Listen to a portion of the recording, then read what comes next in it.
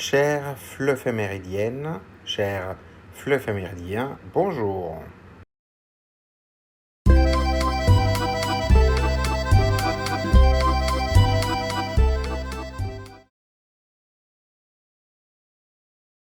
La Journée internationale des volontaires met en valeur l'engagement de celles et ceux qui donnent de leur temps pour aider les autres et améliorer la société.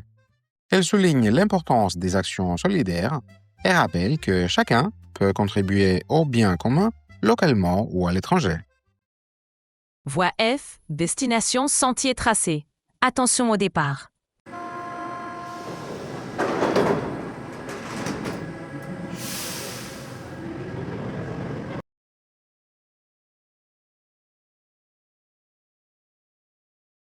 Première question. Avez-vous déjà aidé une personne? Comment? Avec des vêtements, de la nourriture, de l'argent, du temps? Quel sentiment avez-vous ressenti? On peut raconter un geste simple, comme donner des vêtements, acheter un repas à quelqu'un, aider à apporter un sac, accompagner une personne âgée, expliquer un exercice à un camarade ou participer à une petite collecte. Puis, on peut ajouter ce qu'on a ressenti, de la fierté, de la joie, de la gratitude ou simplement le plaisir d'avoir rendu service. Parfois, même un simple geste suffit à faire la différence.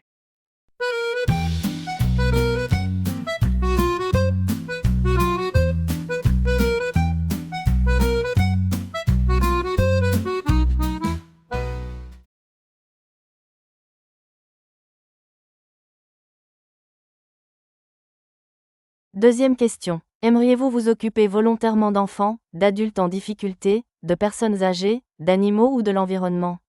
Dans votre ville, dans un autre endroit de votre pays ou à l'étranger? Les apprenants peuvent d'abord choisir un domaine, aider des enfants après l'école, accompagner des personnes âgées, distribuer des repas, nettoyer une plage, planter des arbres ou s'occuper d'animaux dans un refuge. Ils peuvent ajouter s'ils préfèrent agir près de chez eux ou découvrir un autre endroit. Chaque activité permet de rencontrer de nouvelles personnes et de se sentir utile.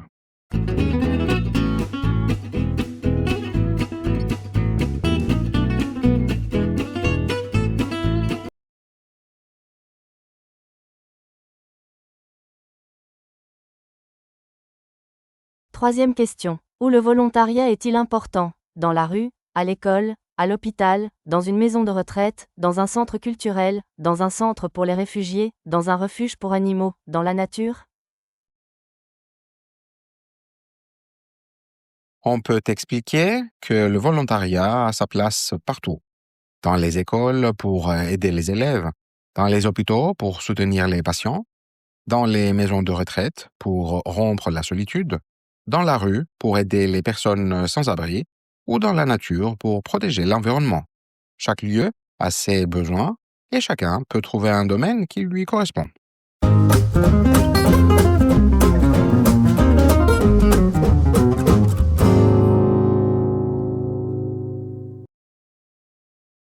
Voie L, destination terrain conquis. Attention au départ.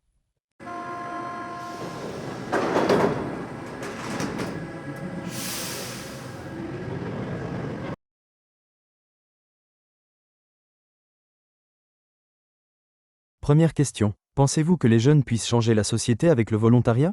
Comment les motiver? Les jeunes peuvent agir dans de nombreux domaines. Solidarité, écologie, culture, éducation, sport, etc. Leur énergie, leurs idées et leur créativité peuvent transformer leur quartier ou leur école. Pour les motiver, on peut proposer des projets concrets, valoriser leurs compétences, leur donner des responsabilités ou leur montrer que leurs actions ont un impact réel. Le volontariat peut aussi renforcer la confiance en soi et le sentiment d'appartenance à la société.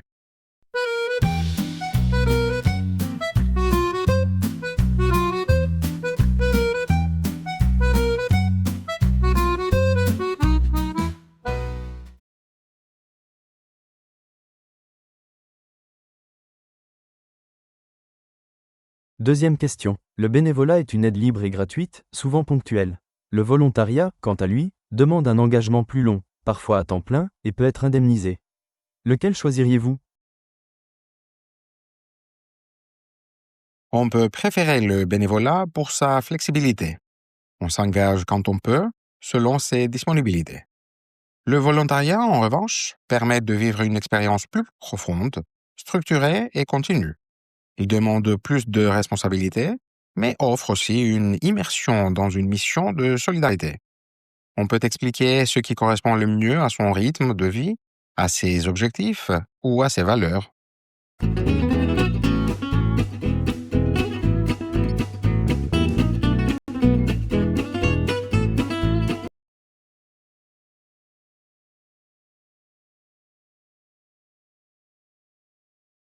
Troisième question. Le service civique est un engagement volontaire pour les jeunes de 16 à 25 ans, qui permet de réaliser une mission d'intérêt général pendant 6 à 12 mois dans divers domaines. Quelles compétences peut-on y développer? Cette expérience peut-elle aider à trouver un travail plus tard? On peut y développer des compétences sociales, comme la communication ou le travail en équipe, pratiques, l'organisation, l'autonomie, ou techniques, le numérique, l'animation, la gestion de projets. Cette expérience valorise le sens de l'engagement, la motivation et la capacité à s'adapter. Elle peut t'aider à construire un projet professionnel, enrichir un CV et convaincre un employeur, car elle montre que la personne est active et investie.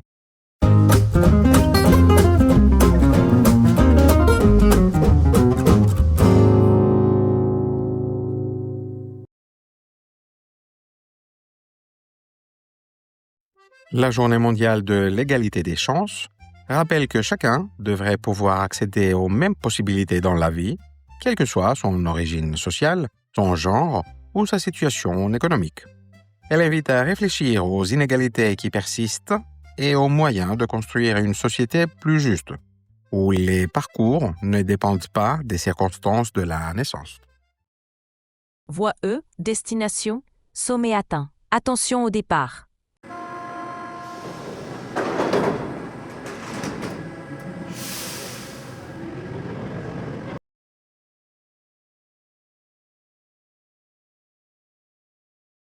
Première question. Aujourd'hui, les femmes et les hommes ont-ils les mêmes chances de réussir? Les jeunes et les seniors? Les personnes valides et celles en situation de handicap? On peut analyser comment l'égalité des chances varie selon les catégories sociales. Les inégalités persistent, avec un plafond de verre pour les femmes, des discriminations à l'embauche pour les seniors ou les personnes handicapées, ainsi que des obstacles liés à la situation économique ou au lieu de résidence. Même si des progrès existent, l'accès aux études, à l'emploi et à la mobilité sociale reste très inégal.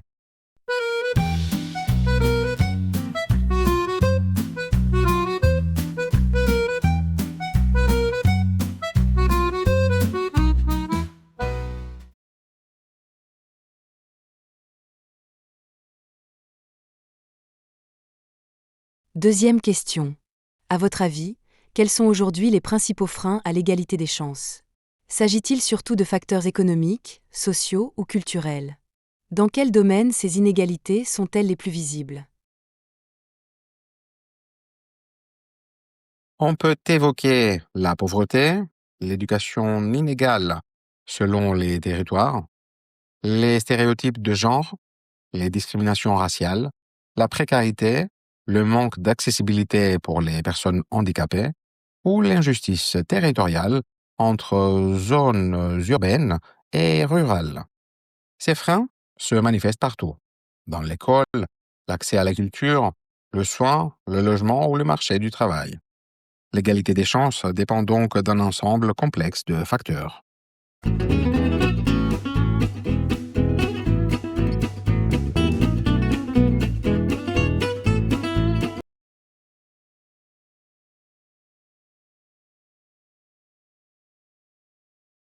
Troisième question. L'égalité des chances est-elle une réalité ou une utopie? En quoi les discriminations liées à l'origine, au genre, à la classe sociale ou au lieu de vie peuvent-elles influencer le parcours d'une personne?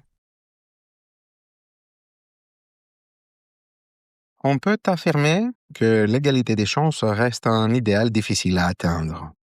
Les discriminations influencent fortement les trajectoires, qu'il s'agisse de l'orientation scolaire, de l'accès à l'emploi, de la reconnaissance sociale, de la mobilité professionnelle ou de la stabilité économique. Les personnes issues de milieux défavorisés ou confrontées à des discriminations commencent souvent leur parcours avec des obstacles que d'autres n'ont pas. Pour réduire ces écarts, il faut lutter contre les préjugés, renforcer les politiques publiques et repenser l'accès aux opportunités.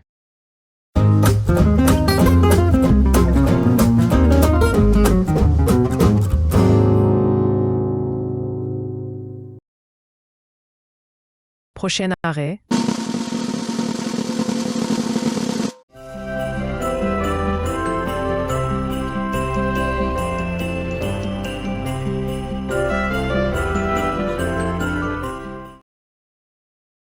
Merci d'avoir regardé cette vidéo. Si elle vous a plu, mettez un pouce bleu et abonnez-vous pour ne rien manquer. N'hésitez pas à la partager si vous la trouvez utile et à laisser un commentaire pour donner votre avis.